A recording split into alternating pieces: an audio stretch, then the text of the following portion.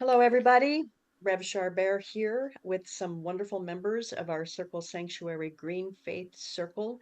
This is our August 2024 gathering, and we are honoring the element of fire. You will be seeing a presentation shortly about the solar economy that has been prepared by my co-facilitator, Steve Curtin. I want to acknowledge Amy Dove and Steve Curtin, who put up this Green Faith Circle monthly with me. For anyone who doesn't know, Circle Sanctuary, being the oldest, most established nature spirituality church in North America, heck, I call it a denomination at this point because it is national. Um, it is in solidarity with the international Green Faith movement, and Green Faith is calls upon faith leaders and people of faith to speak up and act up about environmental and climate change and climate justice. So we are a registered circle with them, and we are an educational circle with a national reach. So I thank those who are on the gathering with us today. Um, you can find us or opt into us if you go to circlesanctuary.org, www.circlesanctuary.org, and look us up under Circle Green. And with that, I will turn the program over to you, Steve. Thank you. Greetings all. We've had a lot of activity around solar energy recently, and it's a nice outgrowth of last month. We saw Al Gore's slides, and one of his very slides was not only all the things that challenges we have, but all the good things happening. And this is almost like an amplification of that. There's a very fine magazine called The Economist that had a whole feature uh, feature edition issue about the solar economy. So this is an amplification of a lot of that. Let me go start sharing the PowerPoint here.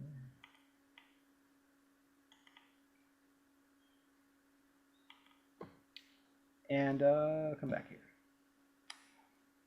So yes, we're discussing the solar economy because as somebody I was just talking to mentioned, there's basically two ways of generating electricity on this planet. One is with moving things with basically electromagnetic magnets and something that moves those electromagnets, turbines or wind or whatever. And then there's solar, which has no moving parts at all. And this has been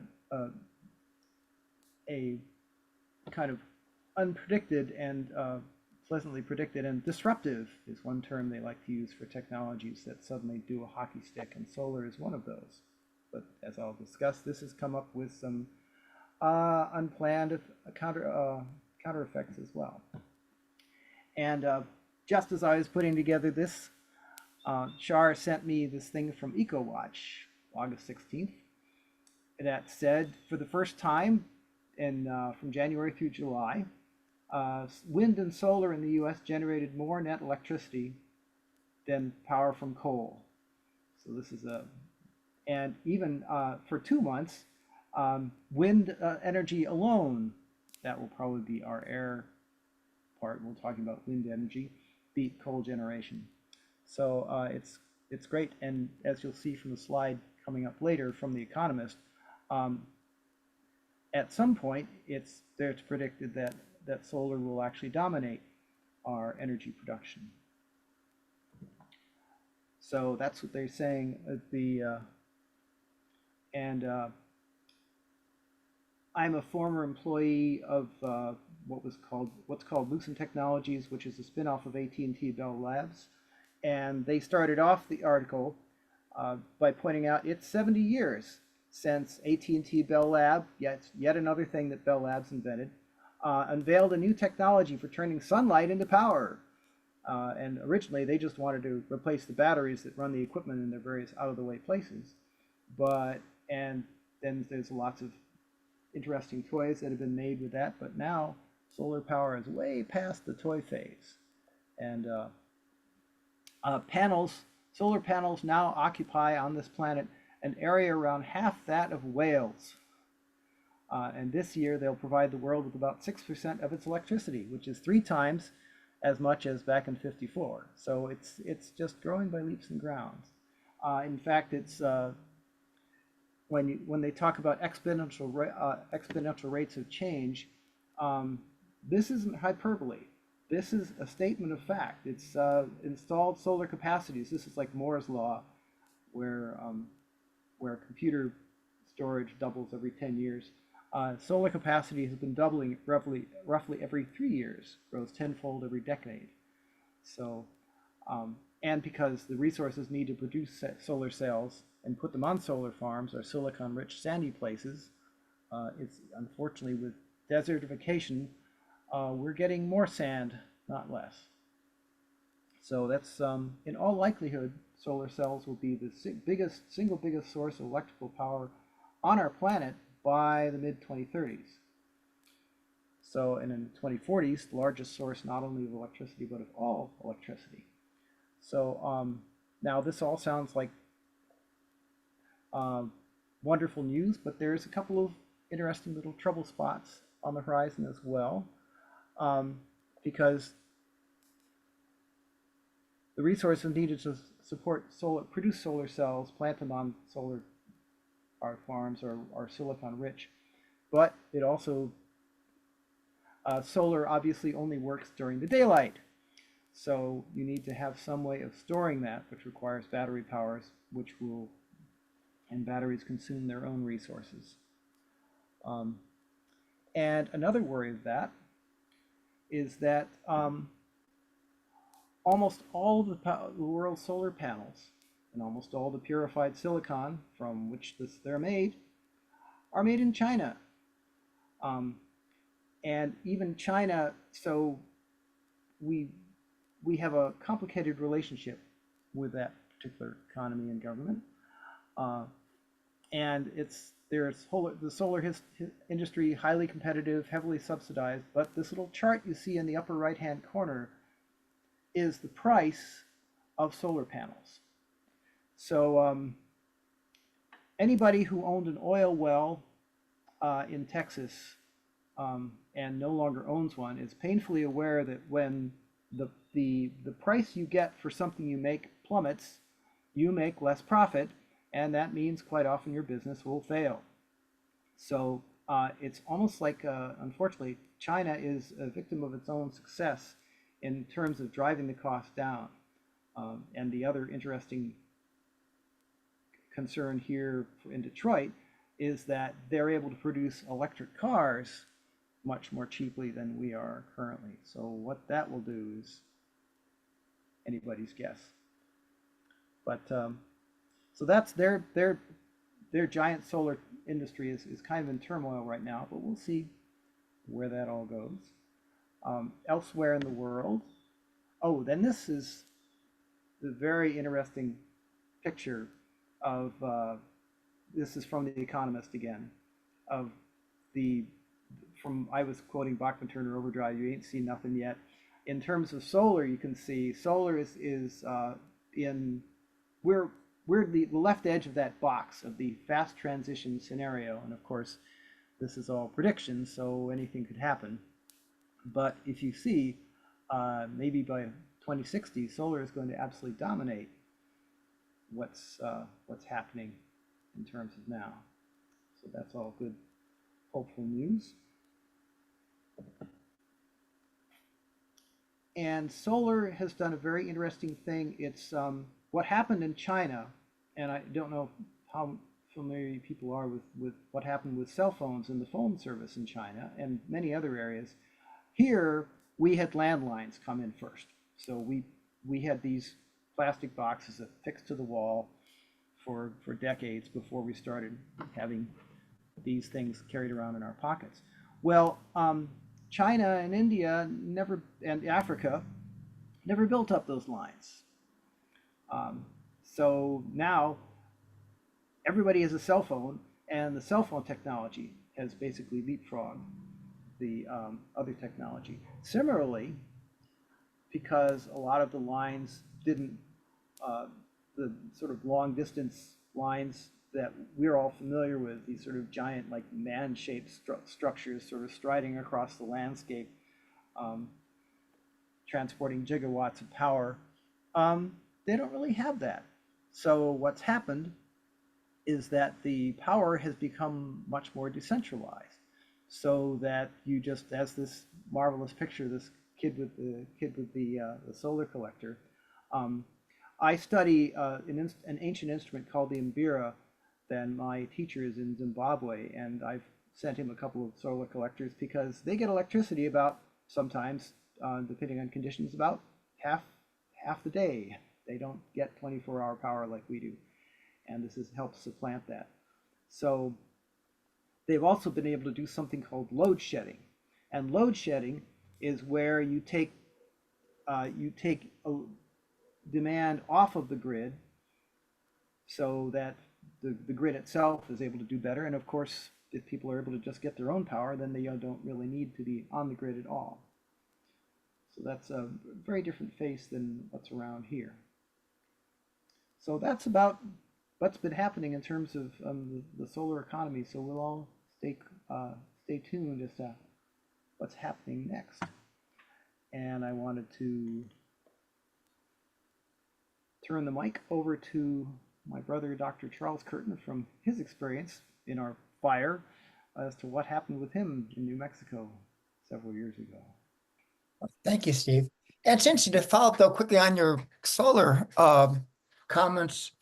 A lot of my work has been essentially creating renewable energy through wood, through essentially taking wood that is threatened of being burned or has been burned and creating electricity from that. We have a project right now where we're basically taking biochar from this wood, combining it with methane from cattle poop from these large feedlots in the plains, combining it with that in turn with compost, creating hydrogen that then can be used for energy and also used for water mitigation of plains. There's some neat things going on there in that space. But quickly follow up on Steve's another problem, of course, is on the solar, that solar has to go by solar almost by definition isn't near a large city.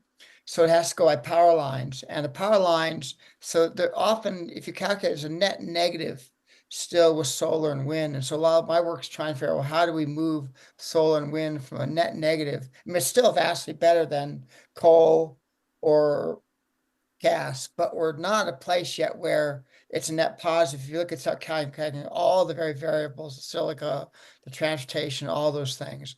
So there's still a challenge there. But and I should say that a lot of the power companies are now going to solar. But one of the reasons why solar was so readily adopted rather than some of these smaller technologies like biomass energy, which can be localized or community scale, is that it plugs right into the economic system. So basically, you take power lines from coal plants and make it power lines from solar plants, which is much, much better, but it's not good, it's just less bad. And that part I'm trying to do is to move from in that fully positive space. So what Steve says, everything's totally true about these issues, but it's I encourage you, if your power companies are calling to solar or wind, to stay on them and really look at the net impact, because there's some greenwashing that goes on, and companies say, oh, we're doing with solar. Yeah, but look closely at how you're doing it. For example, solar is highly efficient, but also means you're displacing local jobs. So if you're like I am, some others, if you're in a community with indigenous and disadvantaged populations, you bring in highly paid solar workers, they're displacing other kinds of economies. So there are all sorts of indirect effects. So I'll get off my soapbox. And so Steve asked me to talk because I live on a farm not far from Taos in Mexico, as I mentioned, in the Santa Cruz Mountains. And we had the largest fire in Mexico history burn over us about 2 years ago.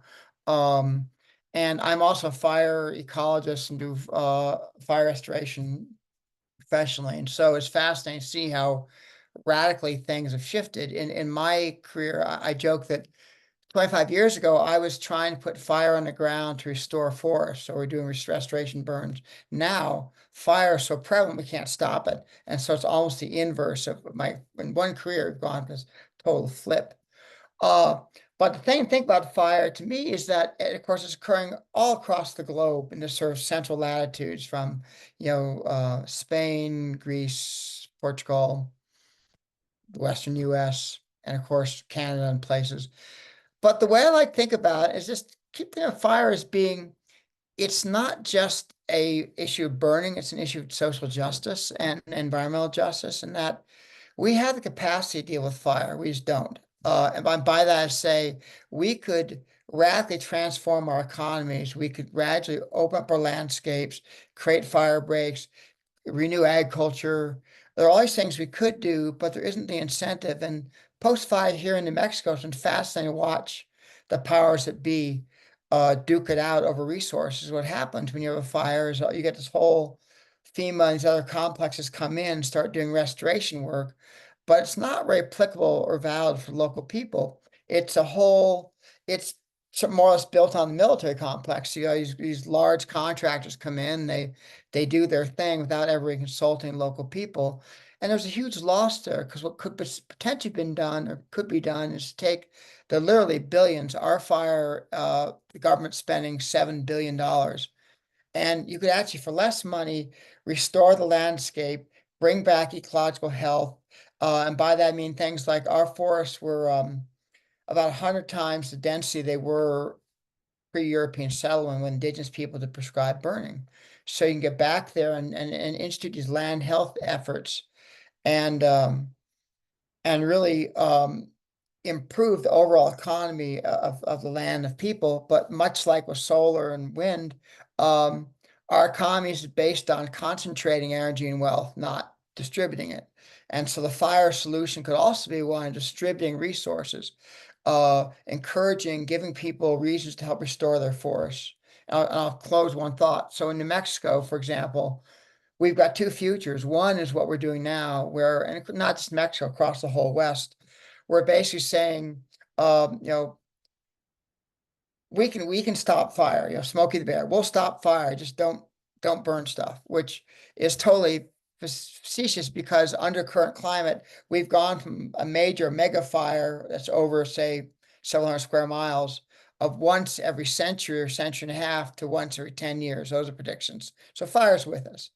The second piece is that the how to mitigate that is at the moment, ironic, what we're doing is we're planting more trees as fast as we can.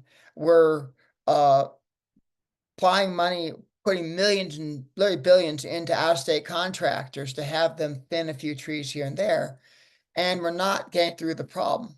So again, billions spent and actually makes the situation worse.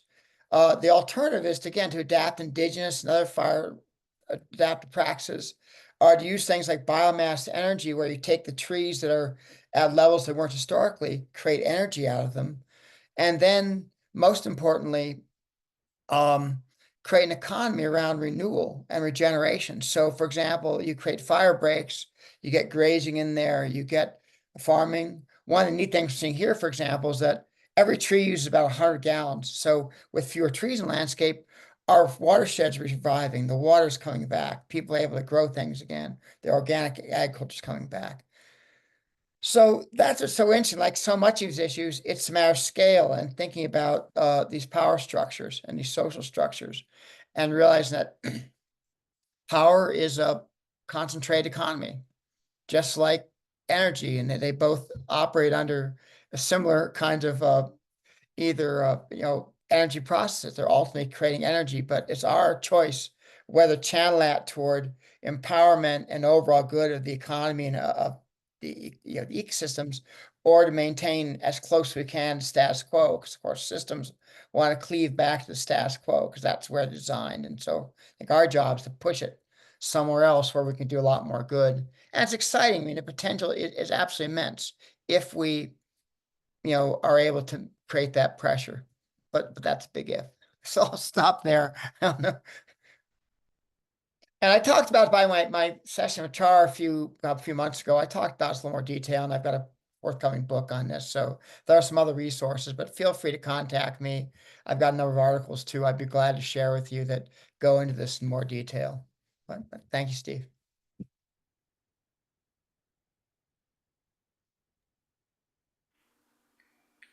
Well, I guess at this point, we'll turn it over to discussion. So I will stop the recording so we can do that.